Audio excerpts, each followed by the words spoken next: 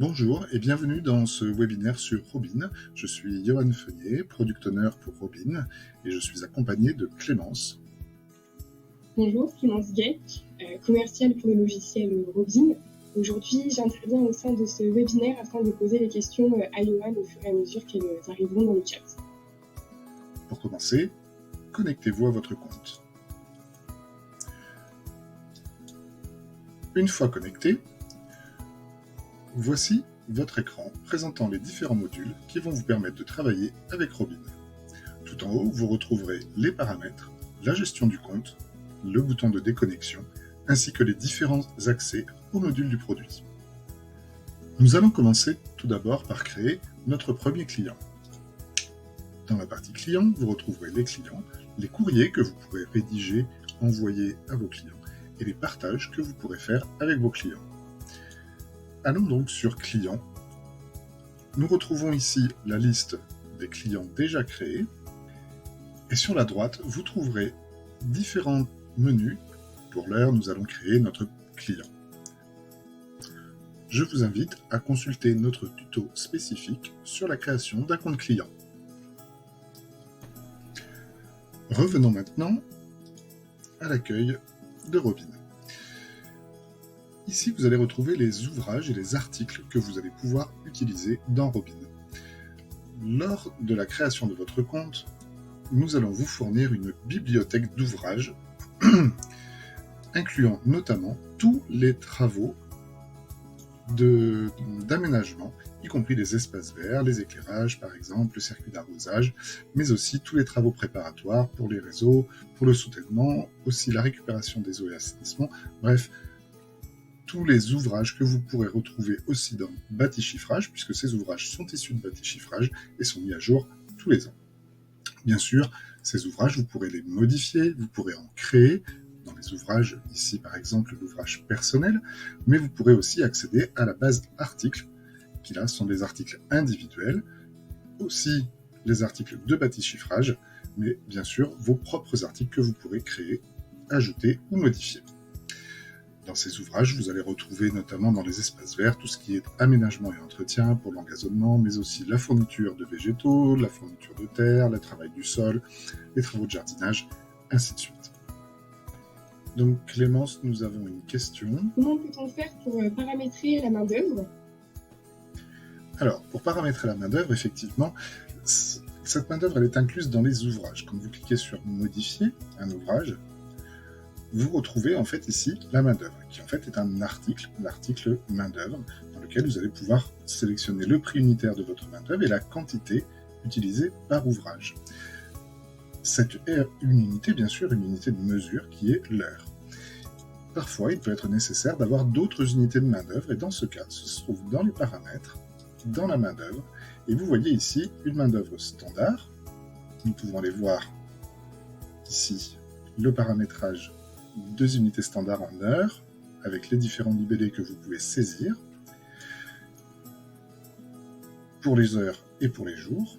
Et puis vous pouvez aussi créer différentes autres unités de main-d'œuvre, comme par exemple de la main-d'œuvre au forfait, avec là 2 nouvelles unités que vous pouvez paramétrer comme vous le souhaitez. Donc c'est bien vous qui déterminez quelle unité de main-d'œuvre vous utilisez, sachant que Robin vous fournit des unités par défaut. Alors j'ai aussi une autre question, peut-on modifier les tarifs des ouvrages ?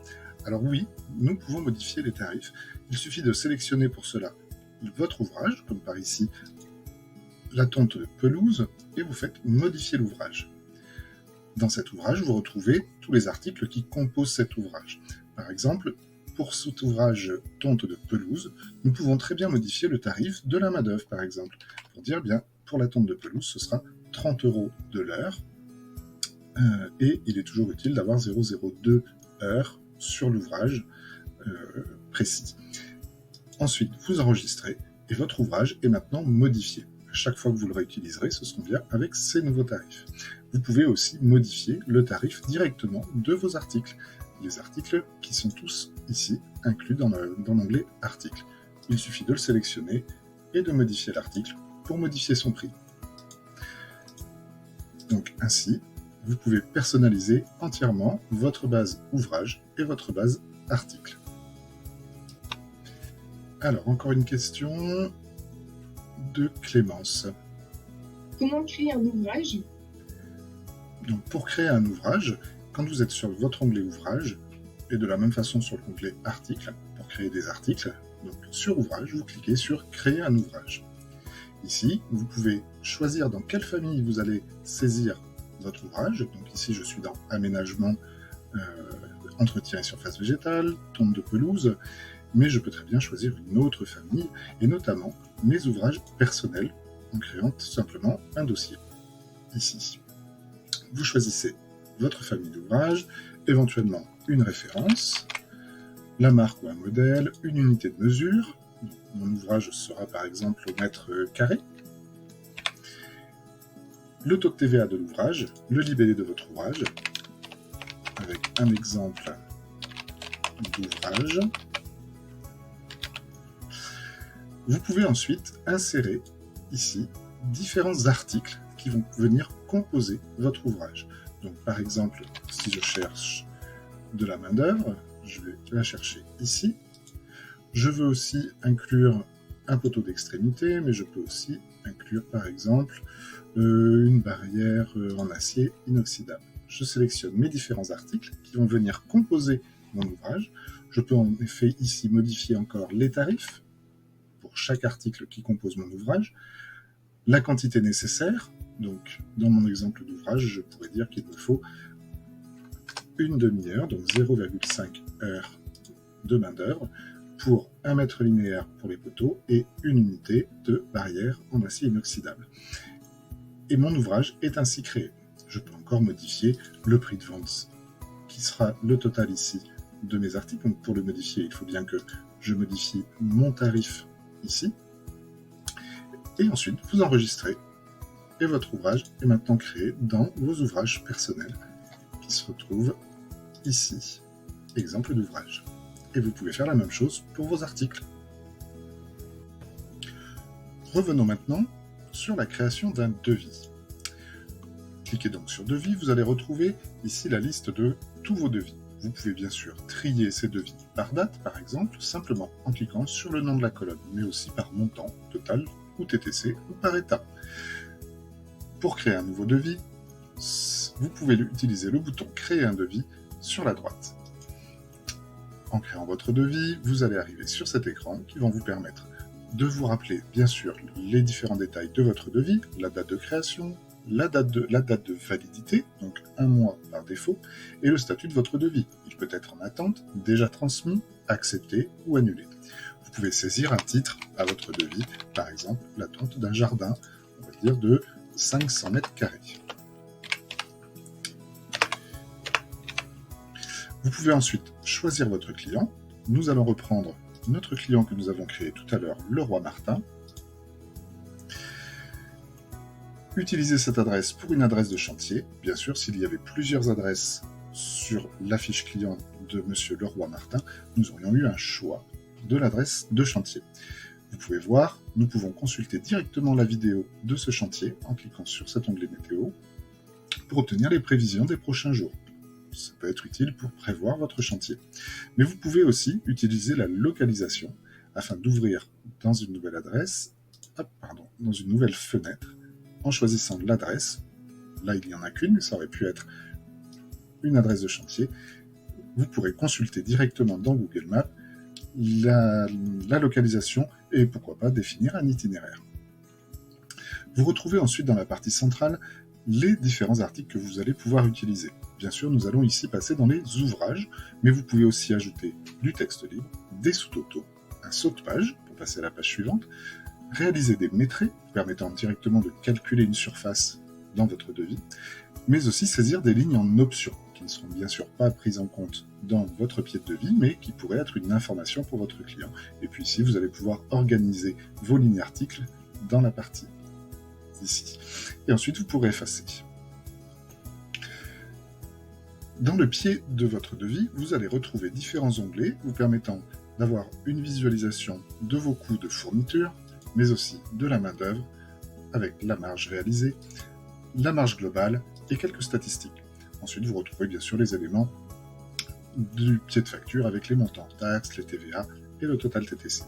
Passons maintenant à l'ajout et à la création du devis. Nous allons ajouter un ouvrage et comme je l'ai dit tout à l'heure, nous allons prendre la tonte d'un jardin de 500 m². Donc, je vais faire ici l'ouvrage tonte de pelouse avec ramassage et mise en tas pour une surface inférieure à 1000 m.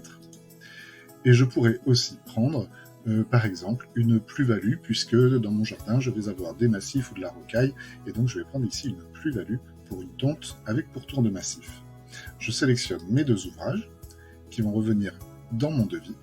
Je vais pouvoir saisir au niveau de la quantité, donc en mètres carrés, mon jardin de 500 m², et en mètres linéaires, pour faire le contour de la rocaille qui se trouve au milieu à peu près du jardin, j'ai à peu près 35 mètres linéaires de rocaille à éviter. Mon devis est maintenant créé avec mes tarifs et on retrouve toutes les informations ici sur mon devis. Vous pouvez voir le détail de l'ouvrage en cliquant sur le petit plus. Ces informations-là ne seront visibles que par vous, pas par votre client, sauf si vous le décidez. Mais on voit ici tout le détail, tout ce qui va être utilisé pour votre ouvrage tonte de pelouse. Une nouvelle question, Clémence ? Comment peut-on modifier les conditions de vente ou ajouter un RIB ? Alors, pour modifier ceci, donc en fait, tout en bas de votre devis ou de votre facture, vous trouverez ici les conditions de règlement. Donc ces conditions de règlement seront à choisir dans une liste puisque vous allez pouvoir en créer plusieurs. Par exemple, pour pouvoir créer vos conditions, je vais enregistrer mon devis. Avant de le quitter, je vais revenir à l'accueil pour aller ensuite dans les paramètres. Ici, vous allez trouver dans la partie documents les conditions de règlement. C'est bien ici que vous allez retrouver une liste des différentes conditions de règlement que vous allez pouvoir enregistrer. Donc, les conditions de règlement, j'en ai quelques exemples ici. Par exemple, merci de nous retourner le devis, je le sélectionne, ou j'en crée un nouveau avec le bouton plus, ou donc je le sélectionne pour le modifier.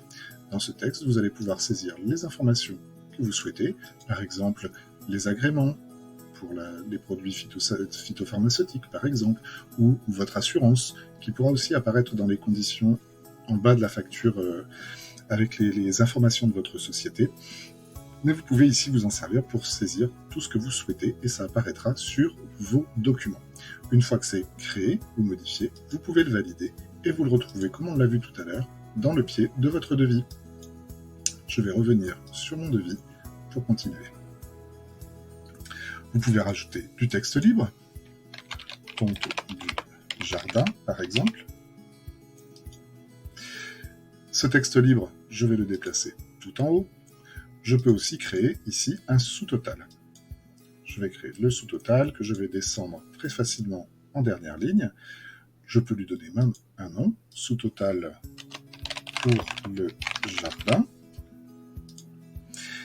Il va me réaliser ici un sous-total. Je pourrais bien sûr continuer en ajoutant d'autres ouvrages ou d'autres articles. Une fois que c'est terminé, tout en bas, vous allez pouvoir enregistrer votre devis. Et votre devis est maintenant prêt. Vous pouvez le visualiser vers un fichier PDF. Votre devis va reprendre bien sûr les informations du devis, les informations du chantier, le titre. Ici, vous voyez le détail de votre devis avec le total.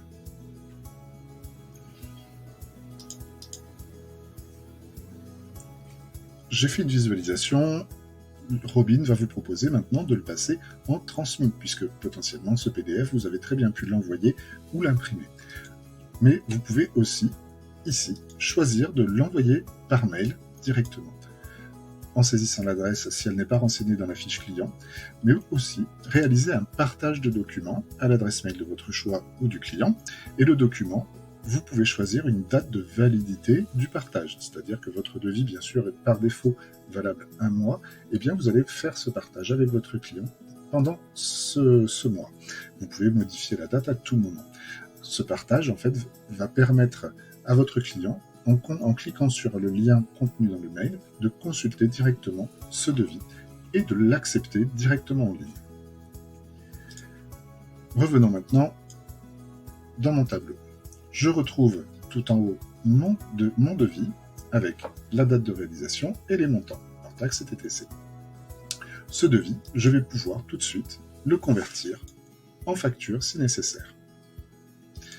Nous le verrons juste après, puisque je voulais aussi vous montrer qu'il est possible de gérer les situations. Alors là, c'est un petit chantier, mais il serait tout à fait possible de créer des factures de situation à partir de votre devis, pour ensuite pouvoir arriver jusqu'à la facture finale de votre chantier.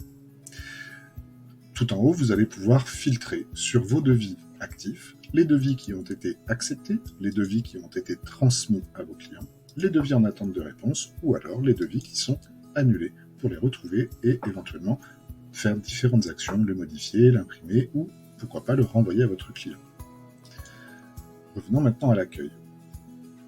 Une fois que les devis sont créés, nous allons pouvoir passer à la facture. Cet onglet facture vous présente le tableau avec la liste de vos factures. Toujours ici, vous pouvez les trier en cliquant simplement sur les colonnes. Et puis, vous pouvez aussi créer des factures libres, créer à partir d'un modèle que vous choisissez dans la liste pour dupliquer une facture. Vous pouvez continuer une facture qui est déjà commencée. Vous pouvez bien sûr l'imprimer, effacer les projets, donc une facture qui n'a pas encore été validée avec le petit V. Et nous pouvons reconvertir cette facture, pourquoi pas par exemple, pour en refaire un devis à partir d'une facture.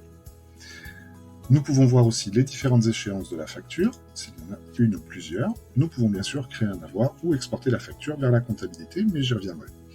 Tout en haut, vous retrouverez différents tableaux avec l'ensemble des factures, uniquement les factures de situation, les factures d'acompte, les avoirs, ou alors toutes vos factures.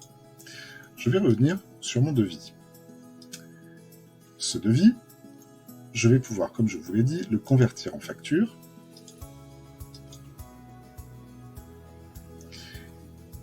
Il va reprendre automatiquement le contenu de mon devis pour en créer une facture. Si je n'ai aucune modification, je n'ai plus qu'à enregistrer ou imprimer et envoyer par mail cette facture.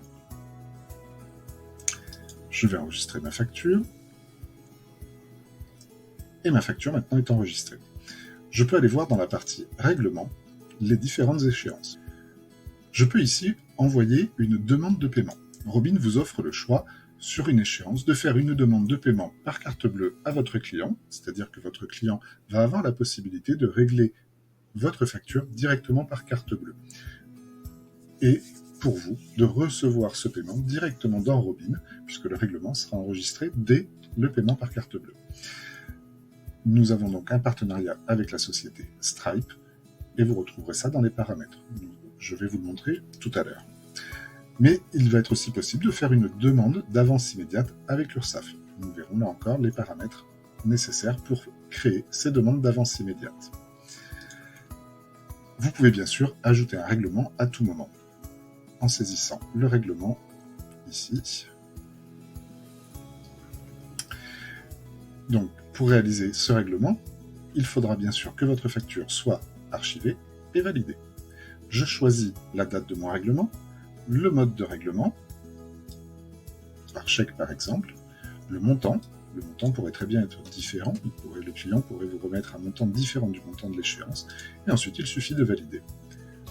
Et votre paiement, après archivage de votre document,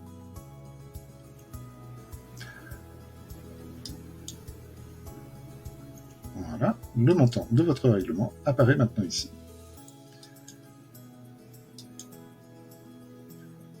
Revenons maintenant sur les devis, où je vais reprendre ou faire par exemple, dupliquer ce devis.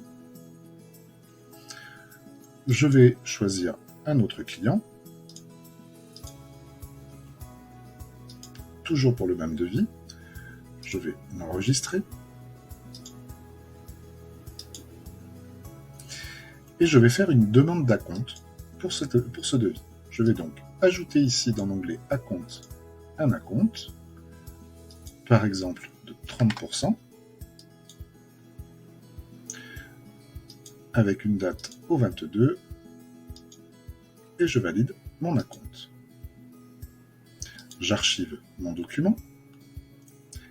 Il me signale que mon devis n'a pas encore été accepté. Bien sûr, la création d'un acompte implique que ce devis est accepté. Donc, oui, je veux passer ce devis accepté.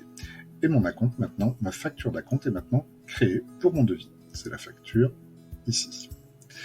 Si je retourne maintenant sur mon devis,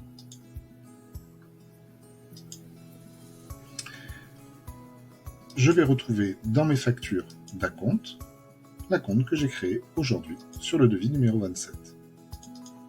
Nous pouvons visualiser cet acompte, facture d'acompte pour le devis numéro 27. On me signale que la facture d'acompte est en lecture seule puisqu'elle est validée.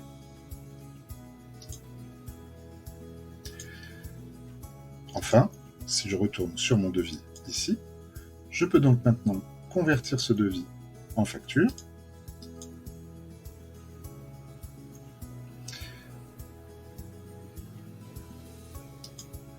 Avec ici, nous retrouvons dans le règlement la facture d'acompte et le règlement de l'acompte.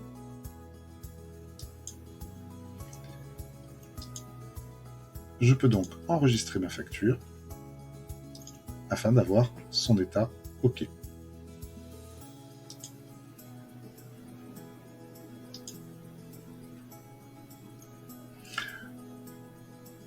Nous retrouvons ici la facture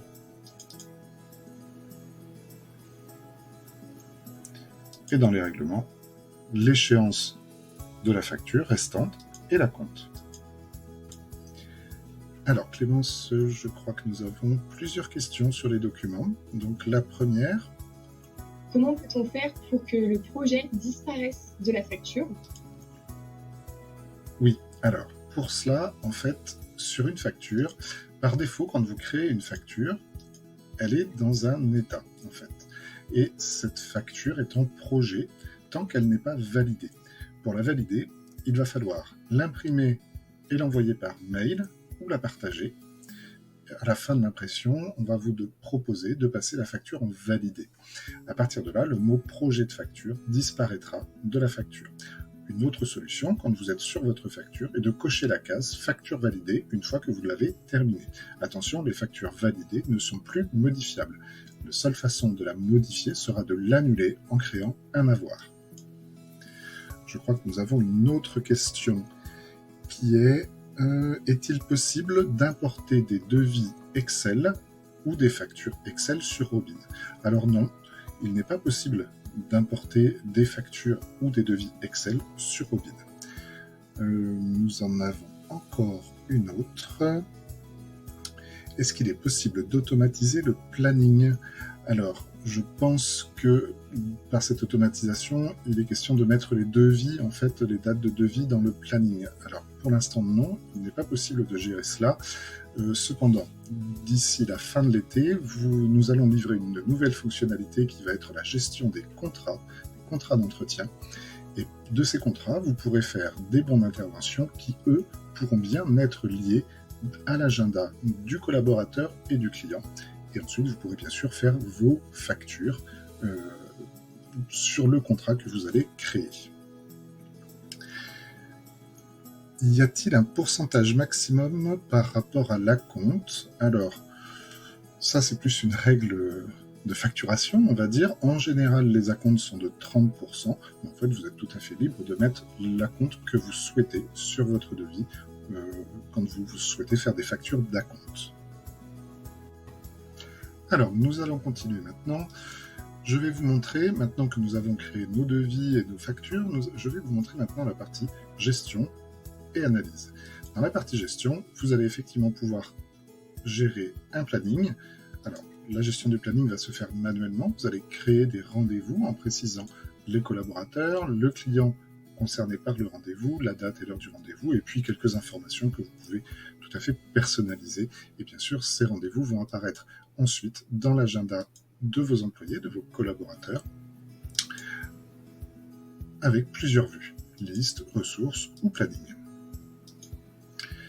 Une autre fonctionnalité, comme vous l'avez vu, c'est la gestion de vos employés, donc qui vont vous permettre effectivement de pouvoir les saisir ensuite dans vos documents, et de les utiliser dans le planning. Et puis vous avez aussi une partie gestion bon de livraison si vous devez les utiliser. Ensuite, dans la partie analyse, vous allez retrouver les tableaux de bord et les différents journaux. Les tableaux de bord, ici, vont vous permettre d'avoir une visualisation synthétique de l'activité de votre entreprise, avec notamment différentes statistiques pour la facturation, avec différentes gestions de périodes, pour le mois de mai, pour le mois d'avril, ou alors ici, en personnalisant la période que vous souhaitez.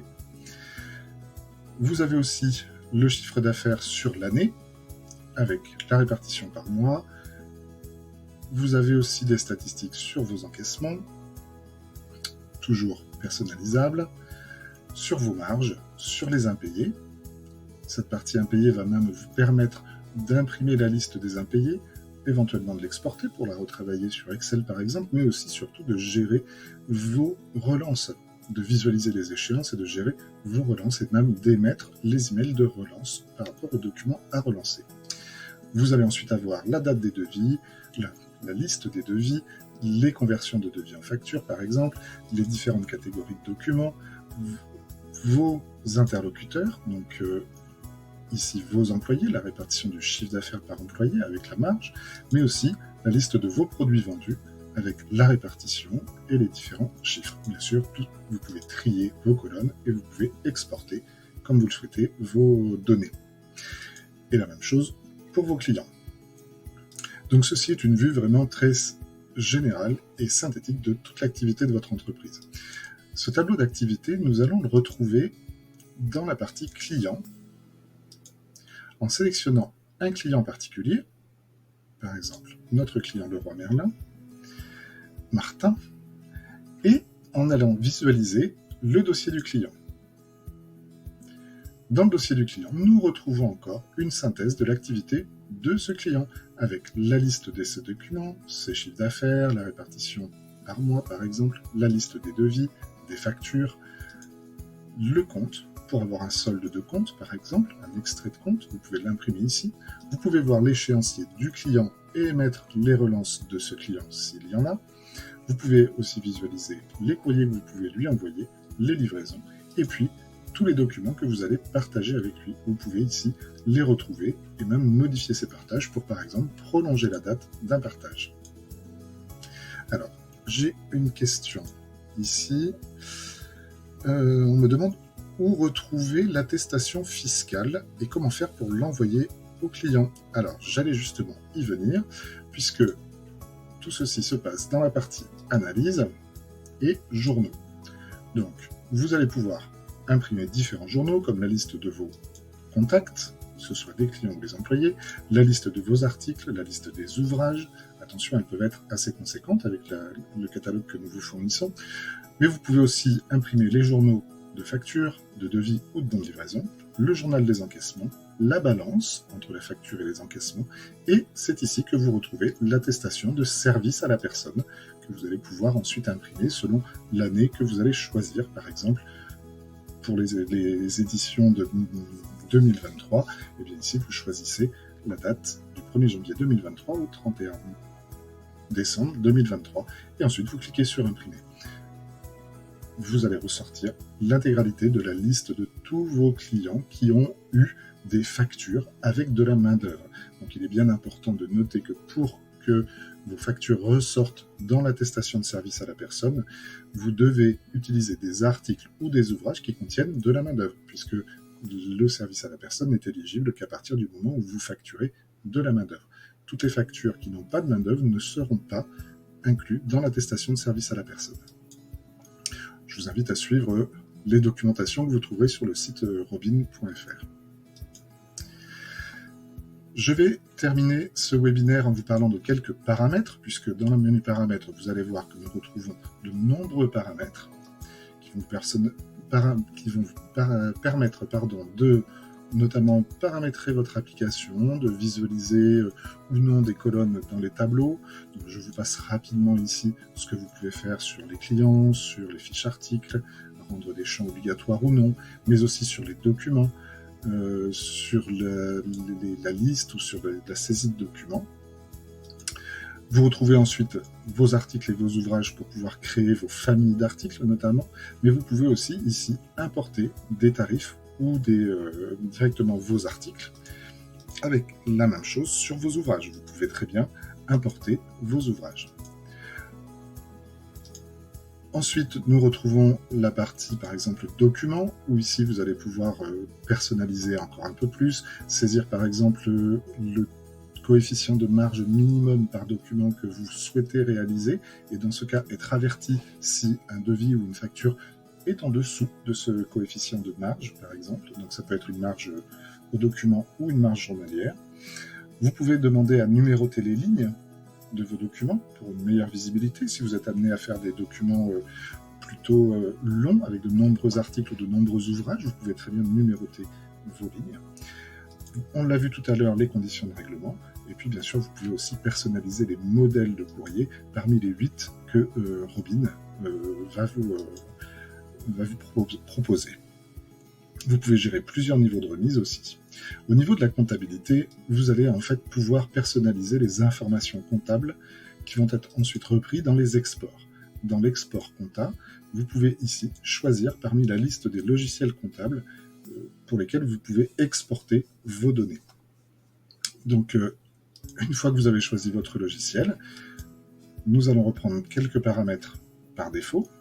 Et puis, bien sûr, vous pouvez ici paramétrer votre plan comptable avec les codes ou les comptes de chacun des comptes comptables.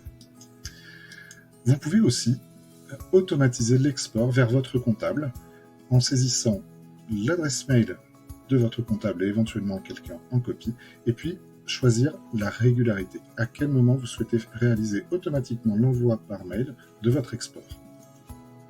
Avec ici, vous retrouvez l'historique de ce qui a été exporté pour le comptable. On retrouve ensuite quelques notions de mise en page. Donc là, vous pouvez modifier notamment les infos de votre société pour qu'elles apparaissent sur vos documents. Par exemple, les notions d'assurance, ici, par exemple. Mais vous pouvez aussi choisir le modèle de mise en page. Donc, c'est ici que nous vous proposons les 8 modèles de mise en page. Vous devez faire un choix parmi ces 8 modèles. Alors, bien sûr, on va ici choisir la présentation de votre devis ou de votre facture, avec par exemple ici les adresses de chantier qui sont mises en évidence. Nous avons dans ce modèle ici une liste avec plutôt la société, les informations de société tout en haut. Enfin voilà, vous allez pouvoir choisir vos modèles ici parmi les 8 proposés. Vous pouvez bien sûr ici modifier votre propre logo. La main-d'œuvre, on l'a vu, la gestion des plannings, qui va vous permettre de renseigner quelques informations sur les horaires d'ouverture, notamment de votre entreprise, qui va ensuite s'implémenter dans le planning. Nous avons ici les paramètres d'avance immédiate. Ce paramètre va vous montrer ici comment ça fonctionne, en vous renvoyant vers le site de l'URSSAF, et le fonctionnement du service avec en quelques étapes simples. On va vous expliquer comment utiliser l'avance immédiate dans Robin. Bien sûr, vous devez faire d'abord votre demande d'habilitation auprès de l'URSSAF, et une fois que vous l'aurez, vous allez obtenir ici votre clé secrète et votre clé publique qu'il faudra renseigner dans ces paramètres-là. En plus de cela, dans chaque fiche client, il faudra renseigner quelques informations. Je vous demande juste après. Pour terminer, vous avez ici le paiement en ligne Stripe. Je vous ai dit tout à l'heure que vous pouviez proposer de payer à vos clients leur facture par carte bleue, et c'est ici que vous allez pouvoir créer votre compte et lier votre compte Stripe à Robin. Pour en revenir à l'avance immédiate sur les fiches clients, afin que le service puisse fonctionner correctement, vous allez devoir renseigner des informations spécifiques pour l'avance immédiate. Donc, il faut aller dans la modification de votre fiche client, et dans l'onglet Avance immédiate, nous allons vous expliquer ici, par un petit tutoriel, en quelques étapes, en quoi consiste cette avance immédiate. Et une fois que vous l'avez fait, vous allez devoir compléter les informations obligatoires de naissance de votre client. Une fois que ces informations sont complétées et que vous avez renseigné dans les paramètres vos clés d'identifiant URSSAF, vous pourrez faire vos demandes d'avance immédiate directement depuis Robin. Alors, j'ai une dernière question qui est arrivée, c'est est-ce que vous allez faire une application pour le logiciel? Alors, Robin est déjà une application application. C'est une application qui est full web, donc disponible sur tous les supports et sur tous les navigateurs Internet. Ça veut dire que vous pouvez l'utiliser sur PC, sur tablette, sur une tablette Windows, Android, mais aussi sur Mac, un iPad, un iMac, peu importe. Vous pouvez utiliser le logiciel sur n'importe quel support, y compris sur un téléphone portable. Donc, pour l'application, en fait, là, effectivement, c'est un site internet. Mais il existe dans les paramètres de votre navigateur, que ce soit Edge ou Chrome, vous avez toujours un menu application et installer ce site en tant qu'application. À partir de là, une nouvelle icône apparaîtra sur votre bureau ou dans votre menu et vous pourrez cliquer dessus pour accéder directement à l'interface Robin. Le webinaire touche à sa fin. Merci d'y avoir participé. Nous vous souhaitons une très bonne journée. Bonne journée.